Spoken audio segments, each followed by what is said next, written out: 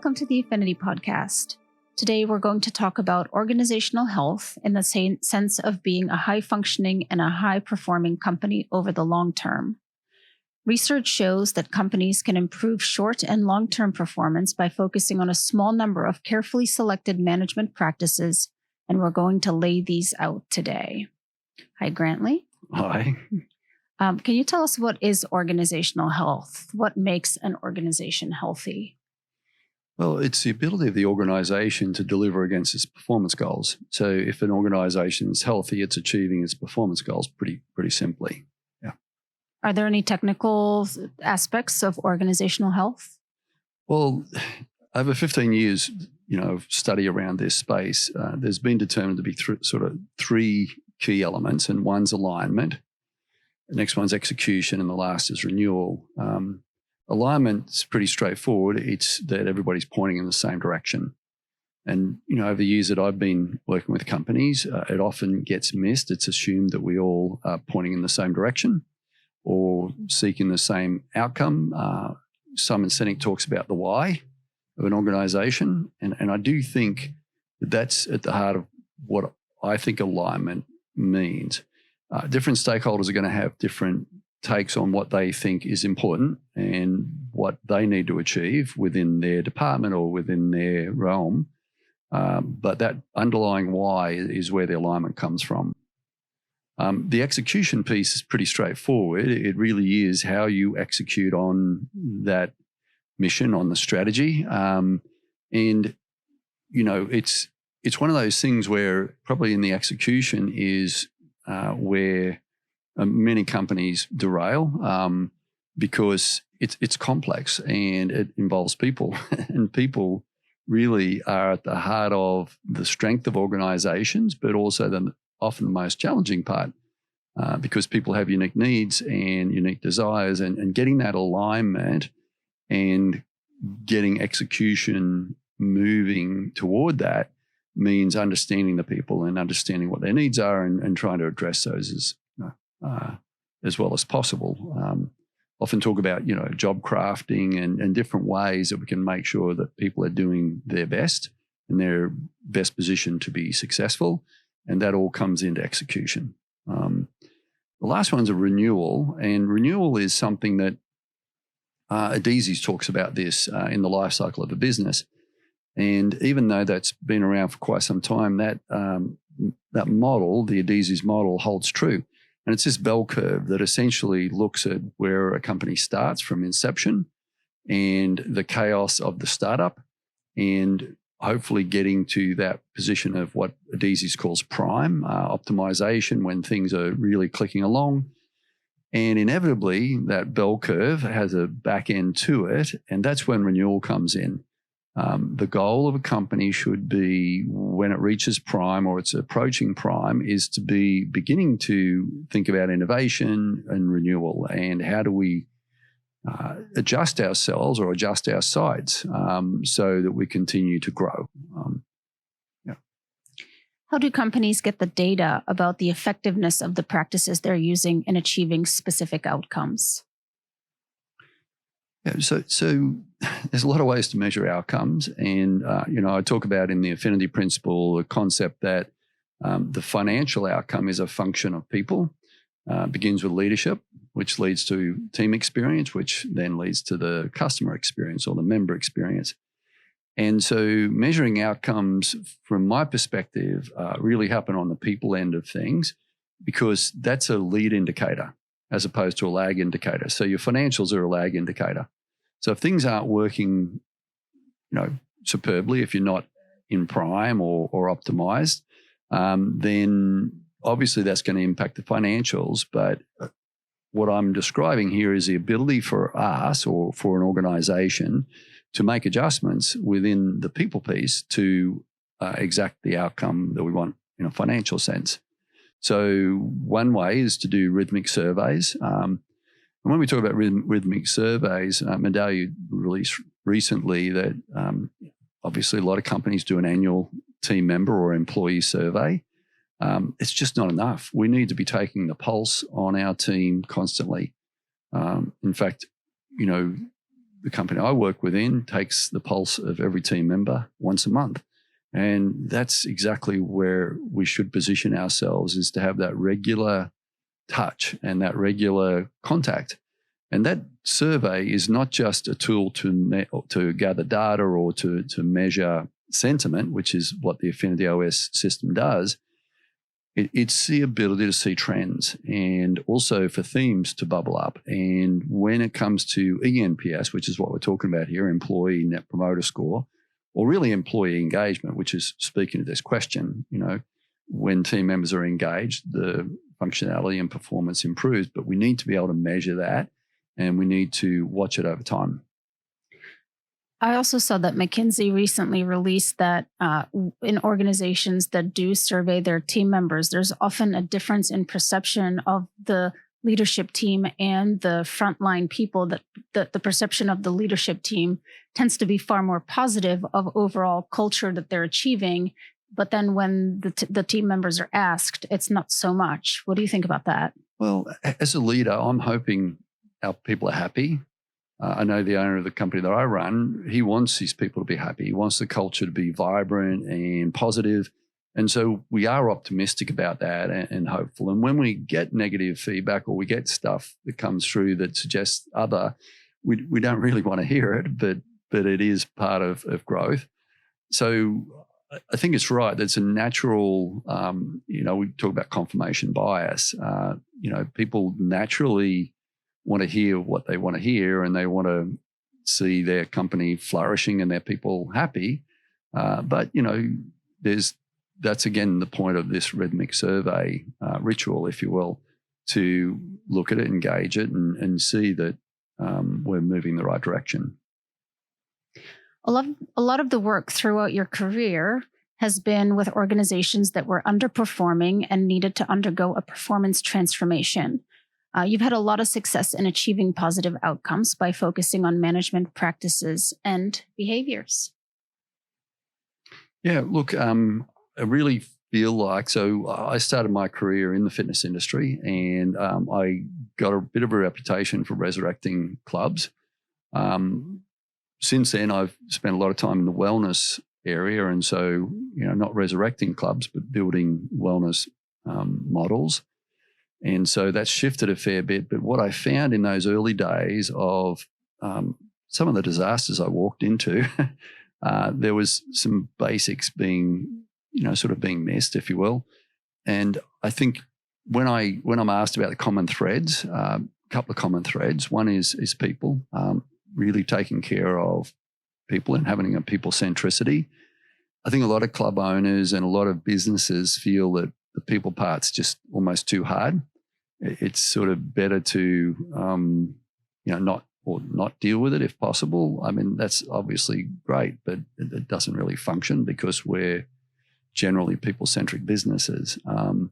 So that was one big factor. The other one's communication.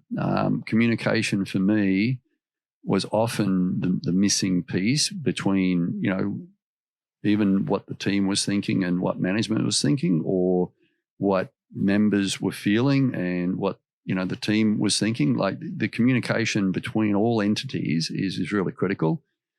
And managing good, healthy communication is, it's a full-time job. Like it's something that you need to be focused on every day and have the rhythms and the systems in place.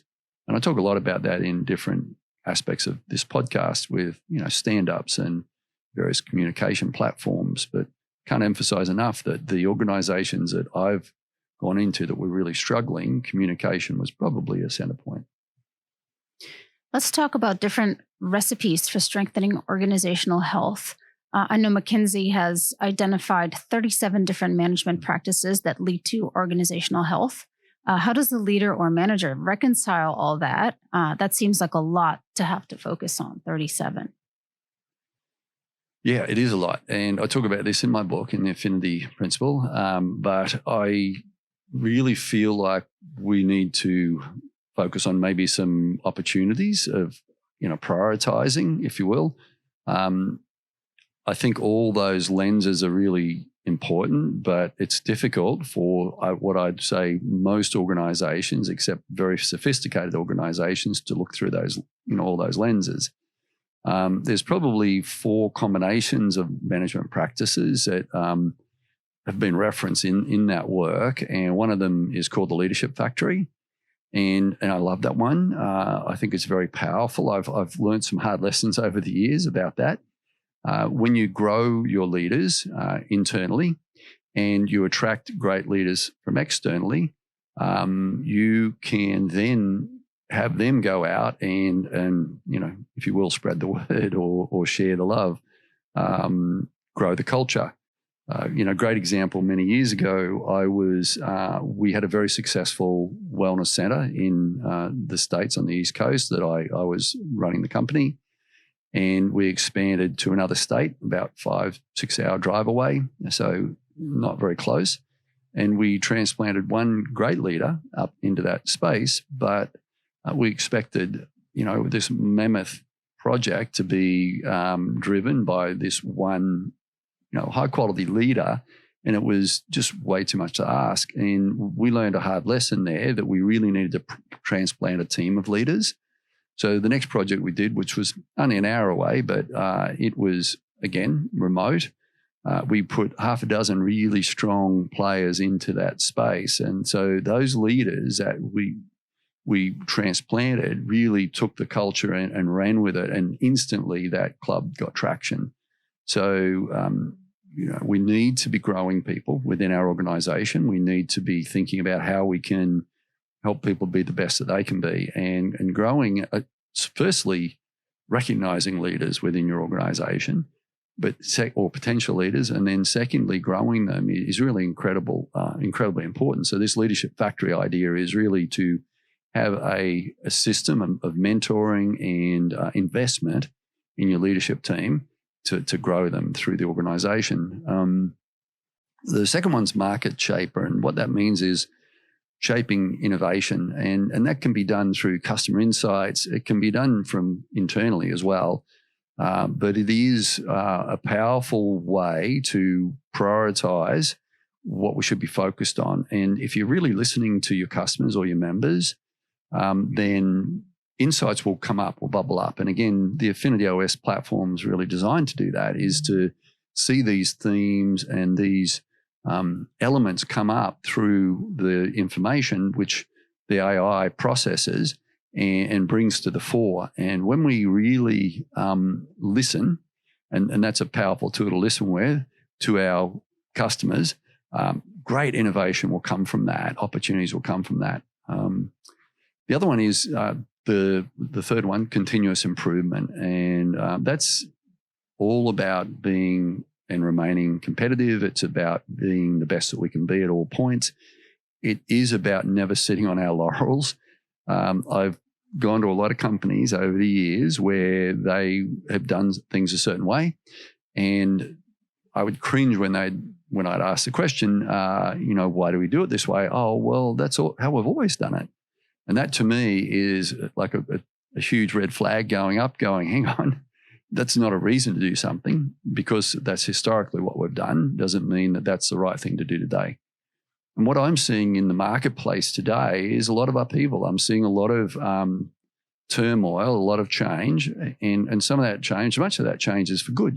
Diversity. There's a lot of things happening that are really driving companies to be more mindful, which is part of what I speak to in the book, the Affinity Principle about mindful leadership. We're seeing that perking up, but it's becoming harder for companies to do business as usual. Our constituency, let's talk about our first constituency, and that is our team. They're becoming more demanding, and whether we like that or not, that's what we're dealing with. We're also dealing with a workforce right now that are making choices by virtue of what they want to do, not just what they need to do. There's a high level of employment. So there's a lot of reasons why we need to be working with team, and in turn, obviously influencing the outcome with members or customers. But this focus around innovation and about listening to team and gleaning great insights from within is really powerful, but gleaning insights from without as well. So we need to be listening to the market and watching the market closely. It's very easy to assume that, a small geographic move doesn't mean a big difference in how we should look at what we're doing. And I've certainly learned those lessons over the years, that you could move a suburb and some things could change drastically. The last one is talent or knowledge. The core of your business is talent. It's people that are bringing experience and expertise into the business. It's also attracting consultants or technical experts in fields. It's constantly renewing our knowledge. I have a whole bunch of different feeds that I look at daily, and I don't read every one of them. I sort of glance at the topic, and if it's of interest, I look at it. But I'm constantly trying to improve and refine. I go to an executive coach, which I've been an executive coach. So you could say, well, hang on, that's like a personal trainer going to a personal trainer. Yep, it kind of is, because we do need fresh set of eyes across what we're doing, and it's easy to become complacent. So that last one, the improvement of the knowledge core and the development of talent, really, really important. So those are 4 things that you can do to improve outcomes. So you just gave us 4 different recipes of leadership styles or approaches or philosophies, if you will. Can you give us a concrete example? Can you pick one of these and give us an example in practice? Yeah, so, the example I used before about transplanting leadership or growing leadership, I think is a really salient one. That's an important aspect of what I like to do when I'm within an organization is help develop leaders. What I've found is that that can be difficult. It can be difficult to see those leaders firstly, or those potential leaders. And that really requires, again, that finger on the pulse, and then to exact change for them. And when I say for them, like to put them in front of opportunities to grow. And I'll give you an example. There's a young lady at one of the clubs that's under my watch, and she exhibited a lot of initiative as a receptionist, and was often the person that people turned to, even though she was in her early 20s when situations happened. And so we offered her a MOD position, a manager on duty position, and she stepped up to that beautifully and flourished and continued to demonstrate initiative and the ability, even for a young person, to pull a team member up if they're really not doing the right thing or being productive within the organization, meaning they're gossiping or doing something that's non-productive. And she's continued to flourish. And so, I've shared with her books and had multiple conversations, check in with her once a week, because she is a burgeoning talent. And so someone like that we recognize and we guide over time will ultimately, I think, be a great club manager, for example. Mm. What are the implications of leadership and management teams having a clear idea and understanding of the management philosophy that they are pursuing? Yeah, so management philosophy is something that, I pay great attention to. And I know that it's hard when you've got a disparate group of people, particularly in an executive team. It's also good to have a disparate group of people in a management team because you've got different viewpoints, so different data points. But it is incredibly important to continually align in a structured format, so in a rhythmic format, what you're pointing at. And I think I can't say that I've done this really well at all points in my career. I think a lot of times it's easy to assume that we're in alignment, but I am very conscious of that these days, because if team members are getting different messages from different parts of your executive, that's going to make it difficult. So I think that constant and rhythmic communication and discussion, and one of the things within that is the ability for people to disagree, but to walk out of the room in alignment. And that might seem a contradiction, but what I'm saying is if we walk into the room with different thoughts about where we're headed or what we want to do, but when we come to any form of consensus, like let's say it's 3 out of 4, or we agree that the best path is this, even though maybe a couple of people disagree with that, we need to walk out in that alignment. And that maintaining that's difficult. I think about the 4 agreements, which is a great book. So the 4 agreements are really 4 principles. And the first one is impeccable speech, meaning to speak truth and be honest in everything you say and transparent as much as is reasonable or feasible. And so that first principle is just that there's honesty and transparency between the stakeholders. Second one is not to make assumptions, and it's very easy to do that. And particularly, I think when we're younger, we can do it, and also when we're older, because when we're older, we've experienced stuff and we can imprint, things onto situations that maybe even aren't there. So that crosses the ages. And the third one is not to take stuff personally. And I think that's a really powerful one, particularly given the first principle or agreement, in that if we're going to speak honestly to each other and we're going to be transparent, sometimes we're going to say stuff that people don't like. And I've struggled with that over the years. I tend to tread pretty gently with people and try and influence them in ways without bringing the stick out. But just every now and then you've just got to hit someone over the head with something, and it depends on the person. So not to take stuff personally, very, very important. And the fourth one is just to do your very best, like to do your best at all times. And that means that it's not going to be perfect at times, and that sometimes we're going to fail. But if we're trying to do our best and our motivation's good, I think we're in a really good position to spirit the company forward if everybody's, putting their best foot forward. And again, they're in alignment. How often should organizations reevaluate where they are and the leadership recipe they're using? Yeah, so look, common thoughts around this would be, 2, 3, 4, 5 years, somewhere in that. I think constantly. I think it's something that is, business moves so quickly these days, and it's difficult. You add one person into the leadership mix and that can change the dynamic completely.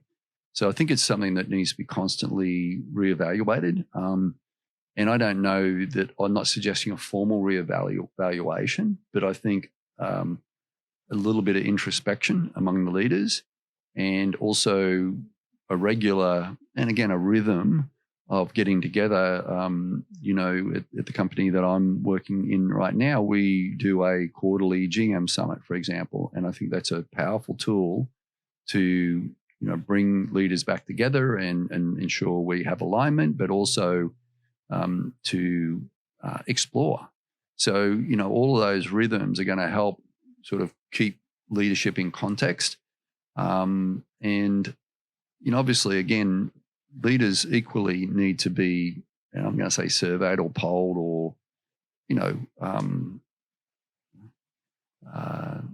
challenged at times regularly to see that they're doing okay, that they're in alignment, that they're clear on our purpose, or I call it our, intrinsic purpose. So what's the innate thing that we're here to do? So all of that, comes into play. I don't think there's a formula to that. Yeah. Let's talk a bit more about the importance of organizational health in performance transformations. What are some of the considerations in a transformation context in particular? Like what works according to the data? Yeah. So the first one would be clear direction, like clear, again, alignment, but direction in terms of which direction we're heading. What's the vision?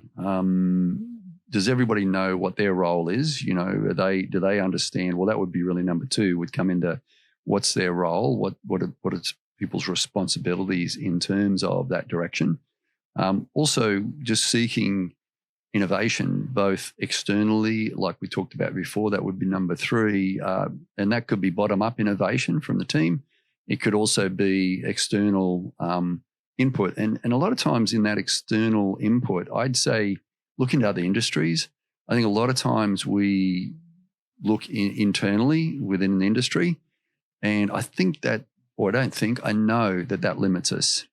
When you look outside to other industries, you can find some absolute jewels that will impact how you approach things. And an example I would use is I went to the Disney Institute half a dozen times for different courses. And every time I grabbed things from Disney that would apply in our industry, and yet we were in the fitness industry and wellness industry. An example of that would be opening our doors 5 minutes early in the morning. Disney drops the rope 5 minutes before 9 every morning, and people delighted every morning they got in a little bit early. All too often, clubs and other businesses, you can see the person behind reception watching the clock, and it hits 5:30 and they open the door. And for the people that are standing outside that are cold, ready to get going, want to get their stuff in their locker before the class, all of that, the delight of that 5-minute early opening never ceases. So those are little things that you can do from externally. And also just having a strong performance cadence, meaning that there's a constant review of what we're doing and a constant refinement and a constant focus on growth and improvement. And that's something that, the company can drive, but equally it should be implicit on the individuals within the organization to continue to improve themselves as well. We do like a book club, which I've seen a lot of value in that and a lot of conversation happening around the water cooler about the books, and we're doing one right now. And there's just a lot of great conversations about it, and that brings people together as well, to have sort of a common phraseology around things and such. What about supportive leadership? Yeah, look, and maybe I feel like that's implicit, but and it should be. I think that team needs to feel that the leader is on their side, that they support them, surely, but equally that they appreciate them. I try and find in every instance that I can people doing good things within the company. And when you acknowledge those things, it reinforces that behavior. So it's a very powerful, mechanism. And I don't use it because, sure, I love the outcome. I like the way it makes the person feel. I like the fact that it does reinforce the behavior. But more importantly, it often gets them to shift their frame of reference too and look for good things. And when we're each helping each other be our best and see our best, which sometimes we can't see, with our own self-awareness, it's powerful. It seems to me that the magic then is in striking a balance and being a supportive leader, but also having a fair amount of discipline. So there's got to be some kind of a qualitative shared vision. So I know your mantra is people first always. Can you talk a little about that? Yeah, so people first always sort of comes from a military background. And what it's about is achieving the mission, but putting people first. And that's hard. That's often, it is just inevitably contradictory at times where it feels like we have to, I'll give you an example, cultural cancers. If you've got somebody who's a cultural cancer and they're affecting the whole team, as much as that's going to be frustrating or disappointing or a huge upheaval for that person to cut that person out of the team, it can make a huge difference. So we really need to be disciplined around that. If I've made a mistake over the years, it is firing slow and not firing hard and fast enough. And Good Great talks about that, hire hard and fire fast. Meaning if a person really isn't helping the organization and helping the team around them, we should, let that person go. There's things that come before that, coaching, discipline, like as in commentary and letting that person know what they're doing. All too often what I do see leaders do and managers do is accumulate stress and frustration around somebody without having conversations with them. And what I try and do is have conversations with them at a very low level, light, easy, breezy, and try and influence them and see if there's change. And if there's not change, have a heavier dialogue. And at some point, there has to be, the tough conversations. And when the tough conversations are starting, they should be documented. It should be in writing, because I've had people that I feel like I've clearly clearly telegraph what we're looking for or what's missing, and then they go back to doing the same stuff again. And sometimes it just takes putting it in writing to get that, through to them, and sometimes it doesn't. I have suffered from firing too slow in the past, and occasionally will still do it, because I've also hung on to people and worked with them and had some amazing wins. So it's always a balancing act, like sometimes it's just simply the person's in the wrong spot. Sometimes they've got maybe the wrong leadership. Sometimes they have stuff going on at home or outside of the work realm that's impacting them. And those things can change. And so it is having some patience around that. But if somebody's repeatedly doing destructive behaviors within the organization, that's the time when you need to say, okay, enough's enough. What are some of the do's and don'ts for getting substantive, sustainable improvements in organizational health? I think the most important thing is authentic and constant commitment to organizational health from the leadership team, role modeling, growth, like actually leadership team working on themselves and managers working on themselves and helping each other grow and improve, definitely helping team grow and improve. So it is, it's a constant focus on how do we build the potential of the people within the organization. And so I talk about the formula, the affinity formula. Great leadership leads to a great team experience, which equals great member experience, which equals great financial results.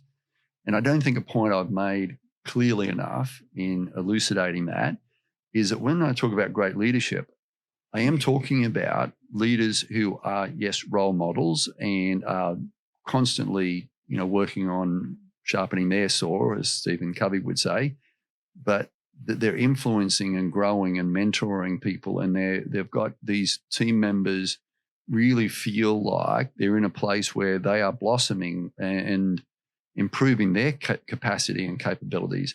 And in an organization like that, the members are going to have a great experience, or the customers. Financial results come, and the growth is inevitable. And so it's really like this flywheel that the better the leaders get at what they do and how they perform, the better the team experience. And in turn, the better the team gets, then the better the member customer experience. It just is really simple formula. It's not rocket science. But it does require constant, diligence and scrutiny, of looking at what we're doing and how we're doing it and how we can do it better. And I don't think there's a day or a week or a month that goes by that I don't look back and go, man, I could have done that better, or I could have approached that a little more appropriately under the circumstances. But that's implicit in being the best leader we can be, to constantly look at ourselves and go, what could I do to improve? And that role modeling, for the team, hopefully reflects across and helps. And that requires a fair degree of vulnerability too, because you have to be open to doing things wrong and making mistakes, and that being okay, as a leader. Or sometimes I think sometimes, particularly executives, they get to the pinnacle and they feel like that's the end. So what do you think about vulnerability? Yeah, look, vulnerability is a big thing. And I apologize often, because there's just often times when I'm like, shoot, I could have done that better. There was an incident just the other day where, a team member did something that they were asked to do, but in actual fact, I probably should have done it. I should have taken responsibility for that. And even though, looking back, it was a natural progression, what happened, I looked at that and I apologized, because I really should have been the person that had driven that initiative And if I had have been, probably none of the stress that ended up coming from it would have occurred. But you've just got to be able to put your hand up and go, hey, I messed up, or I missed that one, or I should have been, taking responsibility for that. Vulnerability is about that ability, literally, to say, okay, I'm human and I make mistakes, and people actually appreciate that. It doesn't make you less than. The best leaders that I know have a degree of vulnerability that they exhibit on a routine basis, and that really makes them very human and approachable, and increases team engagement for sure. I agree. Any final thoughts? This is a big topic, organizational health. I think we all are conscious that we want our organizations to be healthy, but equally, it's a hard road and it never stops. It's never like, oh, we've got it dialed in now, we're going to sit back and relax. Often I hear myself having conversations with owners or our ownership or leaders, and we're just like sometimes scratching our heads literally and figuratively as to why things are where they are at. But again, we've got to look at what we know, and there's such good content out there. And again, I look at that Adesi's model, that curve, and when you step back and look at the organization through that lens, it's a very powerful lens to go, oh my goodness, all this chaos we're seeing right now and upheaval is pretty natural at this point in evolution of a company. But we can lose sight of that sometimes. So yeah, just keep talking to each other and keep growing each other and supporting each other, and it'll come. Well, thank you for joining us today. We really appreciate it. If you have any questions or comments, please let us know. If you'd like to give us a thumbs up on YouTube or click some stars on Apple Podcasts or Spotify, that would be much appreciated. And we hope you can join us next time. Thank you.